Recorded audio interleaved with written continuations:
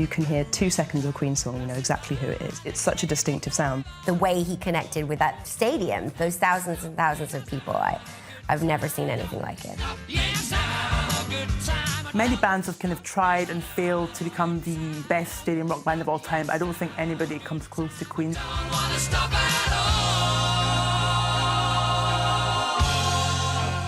Freddie Mercury was born Farrokh Bulsara in British colonial Zanzibar. At the age of 8, he was sent to St. Peter's boarding school in Bombay, where he formed his first band, the Hectics, who covered Little Richard songs. It was here that his friends began to call him Freddie. He was in a band called the Hectics, and he was the keyboard player, and there are pictures, sepia pictures of him looking very much like Little Richard with the brill creamed hair. And in a sense, his piano style, which was very untrained, he put his hands hanging off the edge of the keyboard. He never learned how to pick them up properly. Extremely bold, extremely instinctive player, and I think you can see a lot of the Little Richard kind of playing in that, the early rock and roll influences. Little Richard did play a key influence in Freddie's musical heritage. He also took inspiration from an artist much closer to home. Freddie Mercury was a man who was influenced by many, many singers. When he was a kid in Bombay, he went to see Lata Mangeshkar, who was an Indian Bollywood playback singer. And she wasn't flamboyant at all, but she did have a remarkable vocal range. The Zanzibar Revolution of 1964 meant Freddie's family fled the country for the UK. He began studying at Ealing Art College near his home in Feltham, London. The city had been blown away by the arrival of Jimi Hendrix, and Freddie too had fallen under his spell. It wasn't just the usual interest that a young man of that age had in Hendrix. He was a great guitar player. There was something about him that fascinated him. His early sketchbooks from Ealing Art College and his folders were covered in these beautiful pictures that he'd done of Hendrix. And you can see the mannerisms of Hendrix way into his live career himself. The way that Hendrix would kind of drool over his guitar and bend over it is exactly what Freddie Mercury did with his little signature sawn-off microphone stand. Anyone who was around that time was influenced by Jimi Hendrix because he just took things to another level. Some of the blues musicians in London were very serious, and Jimi Hendrix just kind of came along and set things on fire and just went absolutely all out to entertain people and to grab people's attention. After a string of unsuccessful ventures, Freddie joined the band Smile, who were formed of guitarist Brian May and drummer Roger Taylor, but were missing a singer. Freddie convinced the band to take on the new name of Queen, and with the 1971 inclusion of bassist John Deacon, they began working together. Queen were unusual in that they were 4 competing songwriters, and they all wrote hit singles individually. Now, Freddie Mercury was unquestionably a great frontman, but Queen were much more a collaborative democracy. Brian May, he's a man with a stubborn determination. He was nobody's sideman. John Deacon, the man who refuses to join the reinvigorated Queen, he's a man with a mind on its own. Roger Taylor, he's a drummer capable of writing hit singles. No one's going to shove him aside. It wasn't Freddie Mercury's band. It was a democracy. Freddie used his time at Ealing to design a logo for the band. The crest is made of the zodiac signs of the whole group: 2 Leo lions for John Deacon and Roger Taylor, a cancer crab for Brian May, and 2 fairies to represent Freddie's Virgo sign. The new band wrote 2 self-titled albums in the early 70s that initially didn't threaten the top of the charts, but slowly gathered an audience. Queen 1 and Queen 2 weren't hugely successful at the time, but I think ultimately they were really important in forging the band that Queen were going to become. Certainly, they were kind of prog and heavy metal, like classics. I think people look back on it and you realise how influential those records actually were.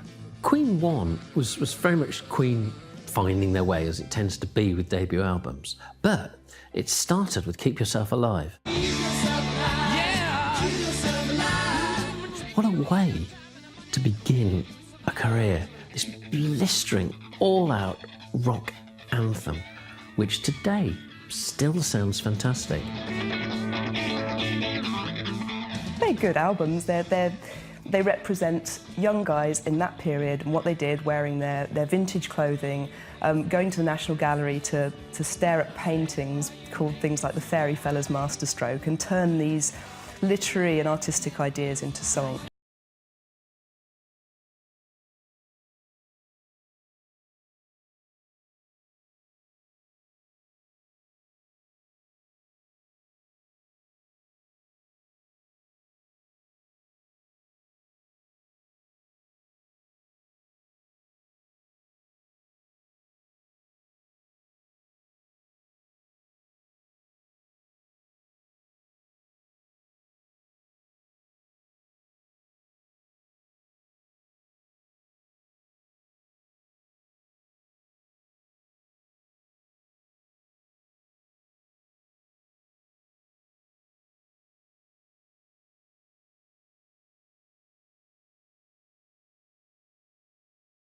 Have our ups and downs, and we all have our limitations, and we all know that there are certain things you can't do. But I mean, I don't want some critic to tell me that. She keeps them always shined in a pretty cabinet. In 1974, Queen released Sheer Heart Attack, which would prove to be an international success, giving the band a #2 single with Killer Queen.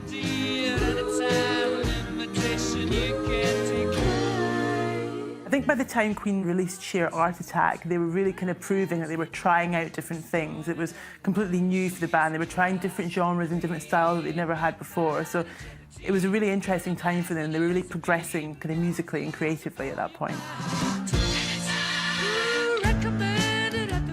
Sheer Heart Attack was a real step forward for Queen, I think, because it was more bombastic, it was more of them coming into their own, and it was from this point onwards where they really started to have 1, 2, 3, 4 hits per album, and for this one it was Killer Queen, which is still one of Queen's signature tunes.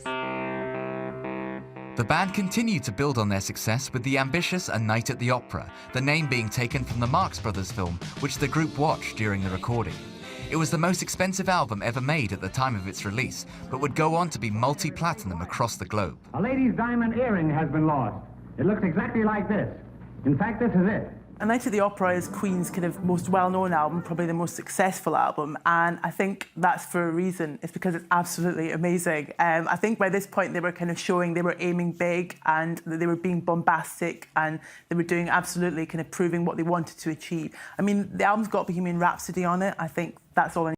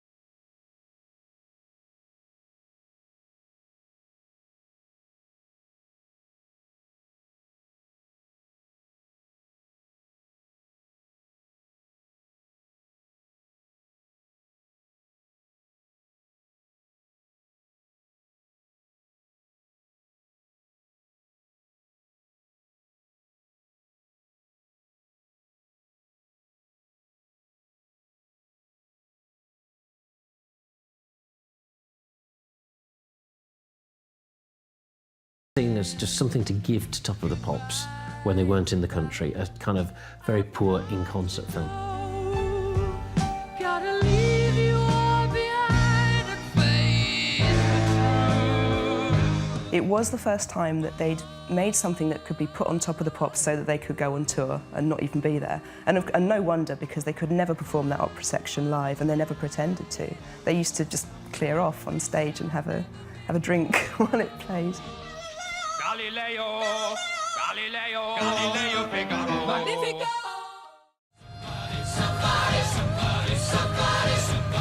By the end of the 1970s, Queen were one of the world's biggest bands. The albums A Day at the Races, News of the World and Jazz were supported by worldwide arena shows, and the songs We Will Rock You and We Are the Champions cemented their status as the ultimate stadium performers. Buddy, you're a boy, make a big noise, playing in the street, gonna be a big man someday. You got mud on your face, you big disgrace. I think Queen, and the magic of Queen, in fact, was a combination of Freddie's outlandish behaviour, his crazy spandex costumes and outfits, and then that solid songwriting, those amazing anthems. And I think the combination of that made for some of the most electric live performances of all time, basically.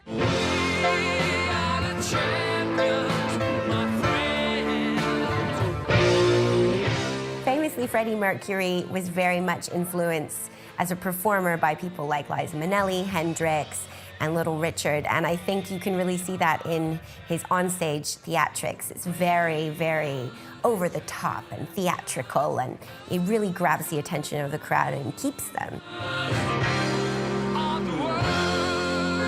In terms of their live performances, they were a very precise band. Everything was robotically worked out. They didn't deviate much from their set.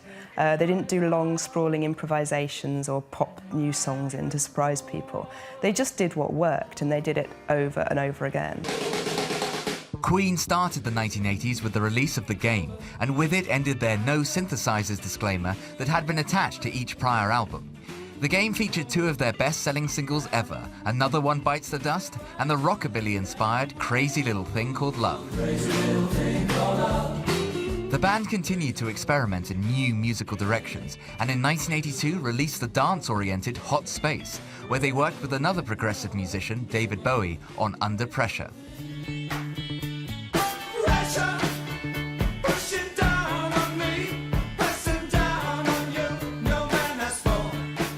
Under Pressure, the track Queen did with Bowie, was, I think, kind of came about by accident, which is kind of amazing. I think Bowie went along to record something else on vocals, and they ended up making this song together.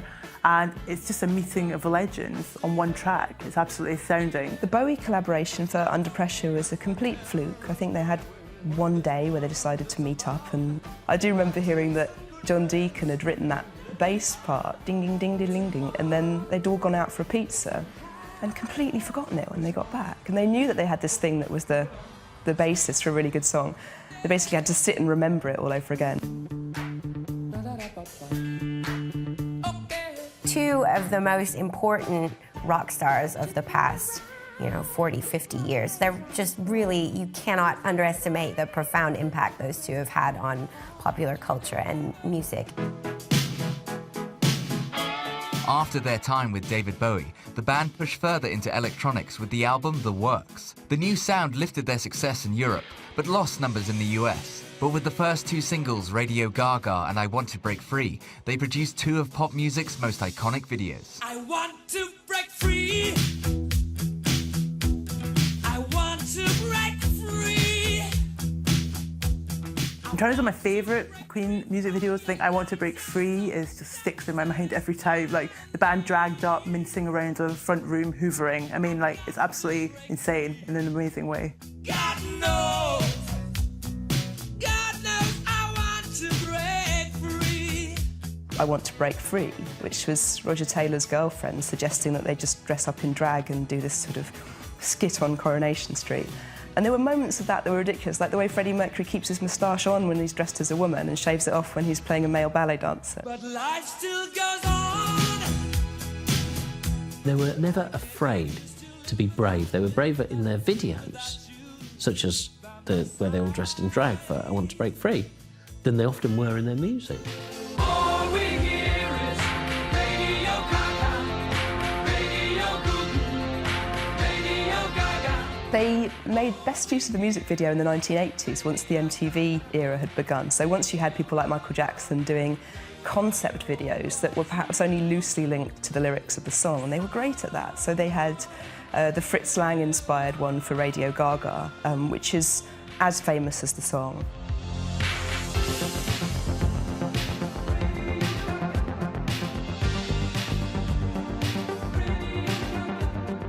Queen quickly understood that you could make mini films. And because of this, and certainly in a later period when it was impossible for Freddie Mercury to tour, then this is how they kept the visual side of Queen alive. And they were a huge touring band as well. They played very infrequently in Britain because they were so busy touring the world. In 1985, Queen were asked to perform at Live Aid. The event, organised by Sir Bob Geldof, was to raise money and draw attention to the ongoing Ethiopian famine. Everyone agreed that Queen stole the show. What Live Aid reminded everybody was that Queen were a great live band. They stole Live Aid, as everybody knows.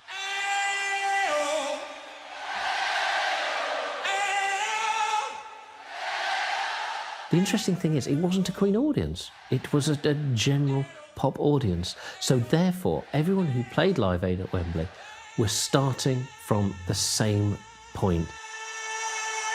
If Bohemian Rhapsody is the song that encapsulates Queen to most people, then Live Aid is the performance that encapsulates them. It's just a band at the absolute peak of their powers.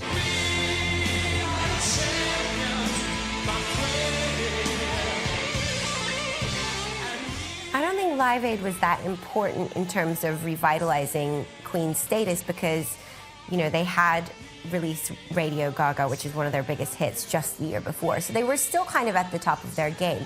But what I think Live Aid ended up being this incredible platform for them for reminding people what an incendiary live band they were.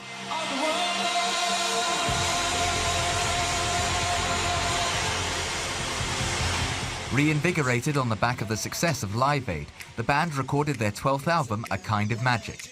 The title track had a groundbreaking video directed by Russell Mulcahy and animated.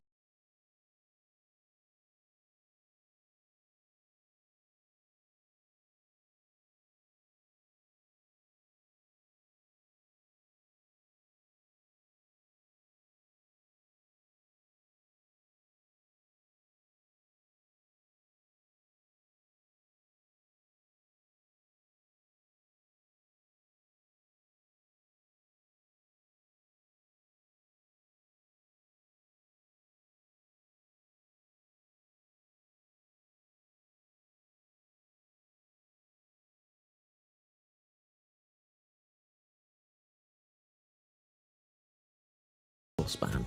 And then for their last few albums, they became a rock band.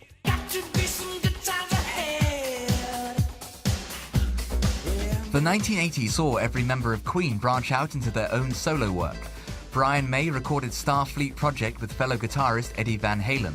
Roger Taylor released 2 hard rock albums, Fun in Space and Strange Frontier, while John Deacon recorded tracks with the likes of Elton John.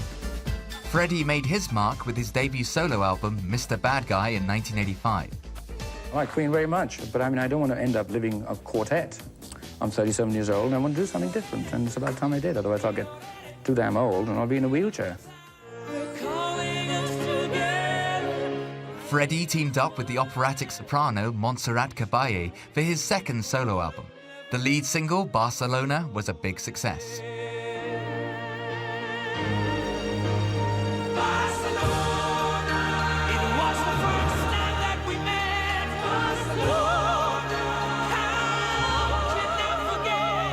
That relationship was possibly the only time where Freddie Mercury has completely subsumed his ego to someone else.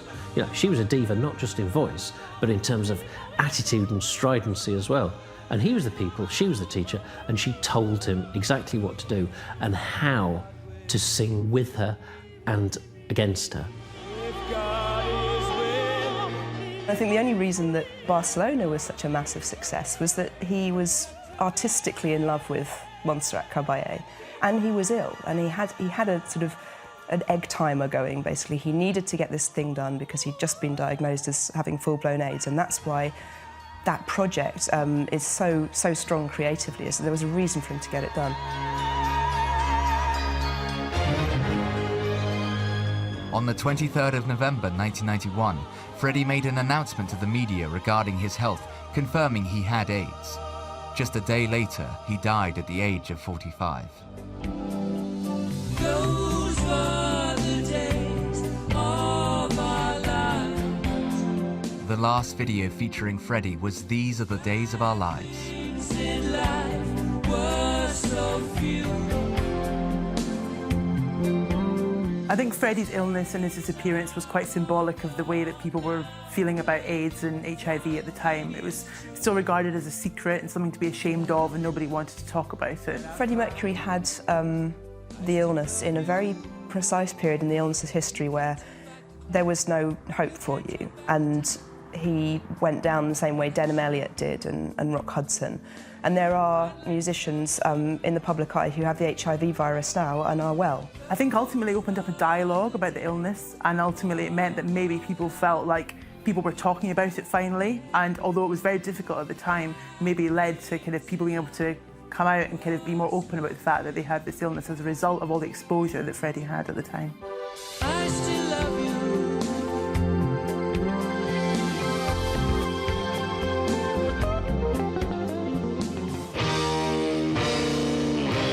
Freddie made a remarkable return to the stage at the 2012 London Olympics. Using footage from Queen's 1986 concert at Wembley, he led a call and response with the crowd, proving that Queen's legacy remains intact.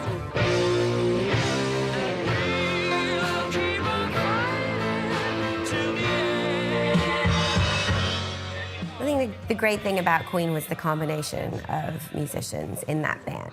I just think the real magic was between the four of them. They had the anthems, they had the ridiculous hair, they had the ridiculous outfits. They had, and most importantly, I think their fans really connected with their music. I think the love between band and fans is something that you can't predict. No one's kind of matched it since Queen. Freddie was built and constructed to seduce stadiums full of people. But no one played stadiums like Queen. No one understood how you do it better than Queen.